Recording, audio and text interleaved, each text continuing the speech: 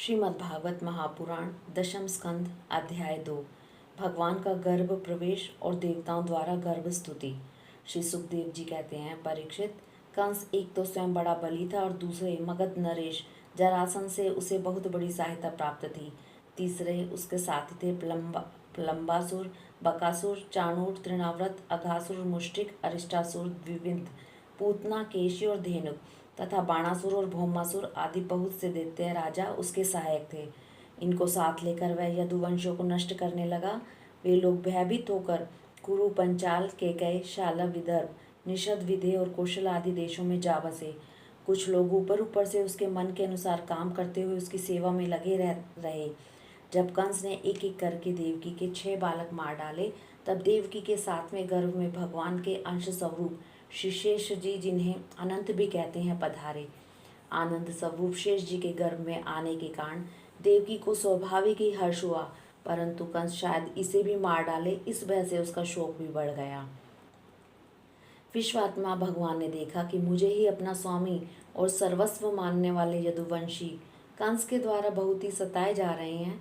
तब उन्होंने अपनी योग माया को यह आदेश दिया, देवी कल्याणी, तुम ब्रज में जाओ। वह प्रदेश ग्वालों और गौओं से सुशोभित है। वहाँ नंद बाबा के गोकुल में वसुदेव की पत्नी रोहिणी निवास करती हैं। उनकी और भी पत्नियां कंस से डरकर गुप्त स्थानों में रह रही हैं। इस समय मेरा वह अंश, जिसे शेष कहते हैं, देवकी के उदर में गर्भ रूप से स्थित है। उसे वहाँ से निकाल कर तुम रोहिणी के पेट में रख दो। कल्याणी, अब मैं अपने समस्त ज्ञान बल आदि अंशों के साथ देवकी का पुत्र बनूंगा और तुम नंद बाबा की पत्नी यशोदा के गर्भ से जन्म लेना। तुम लोगों को मुंह मांगे वरदान देने में समर्थ होगी। मनुष्य तुम्हें अपनी समस्त अभिलाषाओं को पूर्ण करने वाली जानकर धूप, दीप, नैवेद्य तथा अन्य प्रकार की सामग्रियों से तुम्हारी पूजा करेंगे।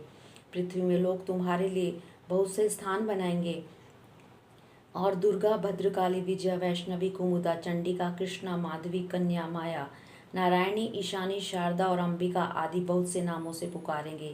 देवकी के गर्भ में से खींचे जाने के कारण शेष जी को लोग संसार में संकर्षण कहेंगे, लोक रंजन करने के लिए कारण राम कहेंगे और बलवानों में श्रेष्ठ होने के कारण बलभद्र भी कहेंगे। जब भगवान ने इस प्रकार आदेश दिया, तब योग माया ने जो आज्ञा कहकर उनकी बात शिरोधार्य की और उनकी परिक्रमा करके वे पृथ्वी लोक में चली आईं और भगवान ने जैसा कहा था वैसा ही किया।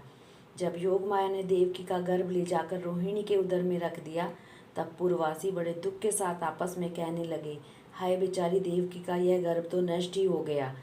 भगवान भक्तों को आश्रय करने वाले हैं, वे सर्वत्र सब रूप में हैं, उन्हें कहीं आना जाना नहीं है, इसलिए वे वसुदेव जी के मन में अपनी समस्त कलाओं के साथ प्रकट हो गए।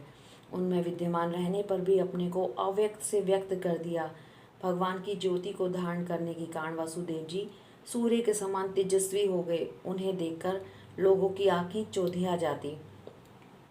कोई भी अपने बल, वाणी या प्रभाव से उन्हें दबा नहीं सकता था। भगवान के इस ज्योतिर्मय अंश को, जो जगत का परम मंगल करने वाला है, वसुदेव जी के द्वारा आधान किए जाने पर देवी देवकी ने ग्रहण किया। जैसे पूर्व दिशा चंद्रदेव को धारण करती है, वैसे ही शुद्ध सत्व से संपन्न देवी देवकी ने विशुद्ध मन से सर्वात्मा एवं आत्मस्वरूप भगवान को धारण किया। भगवान सारे जगत के निवास स्थान है। देवी उनका भी निवास स्थान बन गई, परंतु घड़े आदि के भीतर बंद किए हुए दीपक का और अपनी विद्या दूसरों को न दिखा देने वाले ज्ञान कल की श्रेष्ठ विद्या का प्रकाश जैसे चारों ओर नहीं फैलता, वैसे ही कंस के कारागार में बंद देव की भी उतनी शोभा नहीं हुई। देवकी के गर्भ में भगवान विराजमान हो गए। उनके मुख पर पवित्र मुस्कान थी और उनके शरीर की कांति से बंदी ग्रह जगमगाने लगा था। जब कंस ने उसे देखा, तब वह मन ही मन कहने लगा, अब की बार मेरे प्राणों के ग्राहक विष्णु ने इसके गर्भ में अवश्य ही प्रवेश किया है, क्योंकि इसके पहले देवकी की कभी ऐसी स्थिति न थी। अब इस विषय में शीघ्र से शीघ्र मुझे क्या करना चाहिए? देवकी को मारना तो ठीक ना होगा, क्योंकि वीर पुरुष स्वार्थवश अपने पराक्रम को कलंकित नहीं करते। एक तो यह स्त्री है, दूसरी बहन और तीसरे गर्भवती है। इसको मारने से तो तत्काल ही मेरी कीर्ति, लक्ष्मी और आयु नष्ट हो जाएगी। वह मनुष्य तो जीवित रहने पर भी मरा हुआ ही है, जो अत्यंत क्रूरता का व्यवहार करता है। उसकी मृत्यु के बाद लोग उसे गाली देते हैं। इतना ही नहीं, वह देह अभिमानियों के योग्य है और घोर नरक में भी अवश्य जाता है। यद्यपि कंस देवकी को मार सकता था, किंतु स्वयं ही वह इस अत्यंत क्रूरता के विचार से निवृत्त हो गया। अब भगवान के प्रति दृढ़ वैर का भाव मन में गांठकर उसके जन्म की प्रतीक्षा करने लगा। वह उठते बैठते, खाते पीते, सोते जागते, चलते फिरते सर्वदा ही श्री कृष्ण के चिंतन में लगा रहता। जहाँ उसकी आंख पड़ती, जहाँ कुछ खड़ा का होता, वहाँ उसे श्री कृष्ण दिख जाते। इस प्रकार उसे सारा जगत ही कृष्णमय दिखने लगा। परीक्षित, भगवान शंकर और ब्रह्मा जी कंस के कैद खाने में आए। उनके साथ अपने अनुचरों के सहित समस्त देवता और नारद आदि ऋषि भी थे। वे लोग सुमधुर वचनों से सबकी अभिलाषा पूर्ण करने वाले श्री हरि की इस प्रकार स्तुति करने लगे। प्रभु, आप सत्य संकल्प हैं, सत्य ही आपकी प्राप्ति का श्रेष्ठ साधन है। सृष्टि के पूर्व, प्रलय के पश्चात और संसार की स्थिति के समय इन असत्य अवस्था में भी आप सत्य हैं। पृथ्वी, जल, तेज, वायु और आकाश, इन 5 दृश्यमान सत्यों के आप ही कारण हैं और उनमें अंतर्यामी रूप से विराजमान भी हैं। आप इस दृश्यमान जगत के परमार्थ स्वरूप हैं।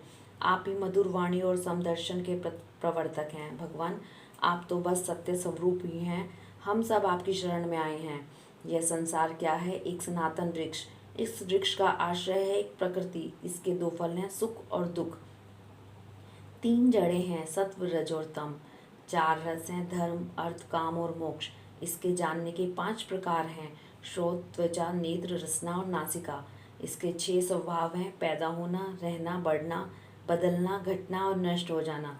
इस वृक्ष की छाल हैं 7 धातुएं, रस, रुधिर, मांस, मेद, अस्थि, मज्जा और शुक्र। 8 शाखाएं हैं, 5 महाभूत, मन, बुद्धि और अहंकार। इसमें मुख आदि 9 द्वार खोड़ड़ हैं। प्राण, अपान, व्यान, उदान, समान, नाग, कूर्म, कृकल, देवदत्त और धनंजय, ये 10 प्राण ही इसके 10 पत्ते हैं। इस संसार रूप वृक्ष पर 2 पक्षी हैं, जीव और ईश्वर। इस संसार रूप वृक्ष की उत्पत्ति के आधार एकमात्र आप ही हैं।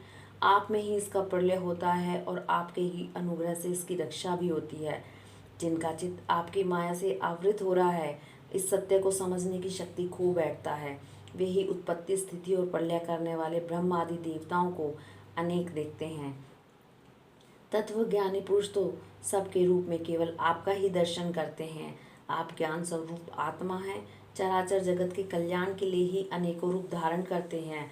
आपके वे रूप विशुद्ध अप्राकृतिक सत्व में होते हैं और संत पुरुषों को बहुत सुख देते हैं। साथ ही दुष्टों को उसकी दुष्टता का दंड भी देते हैं, उनके लिए अमंगल में भी होते हैं। कमल के समान कोमल अनुग्रह भरे नेत्रों वाले प्रभु, कुछ विरले लोग ही आपके समस्त पदार्थों और प्राणियों के आश्रय स्वरूप में पूर्ण एकाग्रता से अपना चित्त लगा पाते हैं और आपके चरण कमल रूपी जहाज का आश्रय लेकर इस संसार सागर को बछड़े की खुर के गड्ढे के समान अनायास ही पार कर जाते हैं। क्यों न हो, अब तक संतों ने इसी जहाज से संसार सागर को पार जो किया है। परम प्रकाश स्वरूप परमात्मन, आपके भक्त जन सारे जगत के निष्कपट प्रेमी सच्चे हितैषी होते हैं। वे स्वयं तो इस भयंकर और कष्ट से पार करने योग्य संसार सागर को पार कर ही जाते हैं, किंतु औरों के कल्याण के लिए भी वे यहाँ आपके चरण कमलों की नौका स्थापित कर सक जाते हैं। वास्तव में सत्पुरुषों पर आपकी महान कृपा है, उनके लिए आप अनुग्रह स्वरूप ही हैं। कमल नयन, जो लोग आपके चरण कमलों की शरण नहीं लेते और आपके प्रति भक्ति भाव से रहित होने के कारण जिनकी बुद्धि भी शुद्ध नहीं है, वे अपने को झूठ मूठ मुक्त मानते हैं, वास्तव में तो वे बद्ध ही हैं। वे यदि बड़ी तपस्या और साधना का कष्ट उठाकर किसी प्रकार ऊंचे से ऊंचे पद पर भी पहुंच जाएं, तो भी वहां से नीचे गिर जाते हैं। परंतु भगवान, जो आपके अपने निज जान हैं, जिन्होंने आपके चरणों में अपनी सच्ची प्रीति जोड़ रखी है, वे कभी उन ज्ञान अभिमानियों की भांति अपने साधन मार्ग से गिरते नहीं। प्रभु, वे बड़े बड़े विघ्न डालने वालों की सेना के सरदारों के सिर पर पैर रखकर निर्भय विचरते हैं। कोई भी विघ्न उनके मार्ग में रुकावट नहीं डाल सकते, क्योंकि उनके रक्षक आप जो हैं। आप संसार की स्थिति के लिए समस्त देहधारियों को परम कल्याण प्रदान करने वाले विशुद्ध सत्व में, सच्चिदानंद में परम दिव्य मंगल विग्रह प्रकट करते हैं। उस रूप के प्रकट होने से ही आपके भक्त वेद, कर्म कांड, अष्टांग योग, तपस्या और समाधि के द्वारा आपकी आराधना करते हैं। बिना किसी आश्रय के वे किसकी आराधना करेंगे? प्रभु आप सबके विधाता हैं। यदि आपका यह विशुद्ध सत्व में निज स्वरूप न हो तो अज्ञान और उसके द्वारा होने वाले भेदभाव को नष्ट करने वाला अपरोक्ष ज्ञान ही किसी को ना हो। जगत में दिखने वाले तीनों गुण आपके हैं और आपके द्वारा ही प्रकाशित होते हैं, यह सत्य है। परंतु इन गुणों की प्रकाशक वृत्तियों से आपके स्वरूप का केवल अनुमान ही होता है, वास्तविक स्वरूप का साक्षात्कार नहीं होता। आपके स्वरूप का साक्षात्कार तो आपके इस विशुद्ध सत्व में स्वरूप की सेवा करने पर ही आपकी कृपा से ही होता है। भगवान, मन और वेदवाणी के द्वारा आपके स्वरूप का अनुमान मात्र होता है, क्योंकि आप उनके द्वारा दृश्य नहीं, उनके साक्षी ही हैं। इसलिए आपके गुण, जन्म और कर्म आदि के द्वारा आपके नाम और रूप का निरूपण नहीं किया जा सकता। फिर भी प्रभु, आपके भक्तजन उपासना आदि क्रिया योगों के द्वारा आपका साक्षात्कार तो करते ही हैं। जो पुरुष आपके मंगलमय नामों और रूपों का श्रवण, कीर्तन, स्मरण और ध्यान करता है और आपके चरण कमलों की सेवा में ही अपना चित्त लगाए रखता है, उसे फिर जन्म मृत्यु रूप संसार के चक्र में नहीं आना पड़ता। संपूर्ण दुखों के हरने वाले भगवान, आप सर्वेश्वर हैं। यह पृथ्वी तो आपका चरण कमल ही है, आपके अवतार से इसका भार दूर हो गया है। धन्य है प्रभु, हमारे लिए बड़े सौभाग्य की बात है कि हम लोग आपके सुंदर सुंदर चिन्हों से युक्त चरण कमलों के द्वारा विभूषित पृथ्वी को देखेंगे और स्वर्गलोक की भी आपकी कृपा से कृतार्थ देखेंगे। प्रभु आप अजन्मा हैं। यदि आपके जन्म के कारण के संबंध में हम कोई तर्क न करें तो यही कह सकते हैं कि यह आपका एक लीला विनोद है। ऐसा कहने का कारण यह है कि आप तो देश के लेश से रहित सर्व अधिष्ठान स्वरूप हैं और इस जगत की उत्पत्ति, स्थिति तथा प्रलय अज्ञान के द्वारा आप में आरोपित हैं। प्रभु, आपने जैसे अनेकों बार मत्स्य, हयग्रीव, कश्यप, नरसिंह, बराह, हंस, राम, परशुराम और वामन अवतार धारण करके हम लोगों की और तीनों लोगों की रक्षा की है, वैसे ही आप इस बार भी पृथ्वी का भार हरण कीजिए। यदुनंदन, हम आपके चरणों में वंदना करते हैं। देवकी जी को संबोधित करके, माता जी, यह बड़े सौभाग्य की बात है कि आपकी कोख में हम सबका कल्याण करने के लिए स्वयं भगवान पुरुषोत्तम अपने ज्ञान, बल और आदि अंशों के साथ पधारे हैं। अब आप कंस से तनिक भी मत डरिए, अब तो वह कुछ भी नहीं दिनों का मेहमान है, आपका पुत्र यदुवंश की रक्षा करेगा। श्री सुखदेव जी कहते हैं, परीक्षित, ब्रह्मा आदि देवताओं ने इस प्रकार भगवान की स्तुति की। उनका रूप यह है कि इस प्रकार निश्चित रूप से तो कहा नहीं जा सकता। सब अपनी अपनी मति के अनुसार उसका निरूपण करते हैं। इसके बाद ब्रह्मा और शंकर जी को आगे करके देवगण स्वर्ग में चले गए। हरिओम तत्सत।